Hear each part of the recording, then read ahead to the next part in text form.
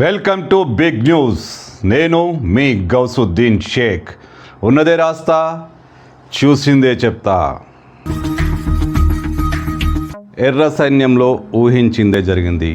Mallojula Venugopal alias Sonu alias Bhupathi పార్టీకి good bye చెప్పేశారు. ఇక పార్టీలో తాను ఎంత మాత్రం ఇమడలేనంటూ ఆయన ఒక లేఖను విడుదల చేశారు.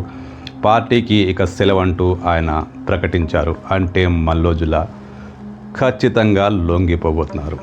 ఆయన వెంట భారీ స్థాయిలో బలగాలు లొంగిపోతున్నాయని ఇప్పటికీ ప్రచారం జరుగుతూనే ఉంది. ఆయన తన లేఖలో మావోయిస్టు పార్టీపై తీవ్ర స్థాయిలో దుమ్మెత్తిపోశారు. ఇది అగ్రనాయకుల సమక్షంలో తీసుకున్న నిర్ణయమే అయినా ఆయుధాలను వదిలేందుకు మావోయిస్టు పార్టీ సిద్ధం కాకపోవడం ఘోర తప్పిదమంటూ ఆయన కామెంట్ చేశారు.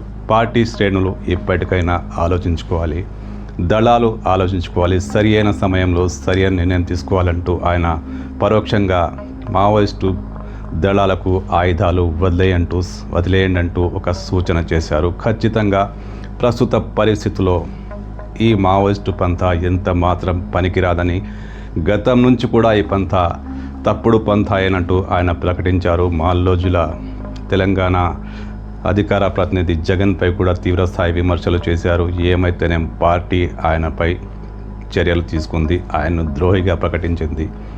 ఆయన ఎలాగూ పార్టీలోంచి తను బహిష్కరిస్తారంటూ ఆ విషయాన్ని అర్థం చేసుకున్నారో లేక ఏదైనా వ్యూహాత్మకమైన అడుగు మొత్తానికి పార్టీని వదిలేసేందుకు సిద్ధమయ్యారు మల్లోజుల వేణుగోపాల్.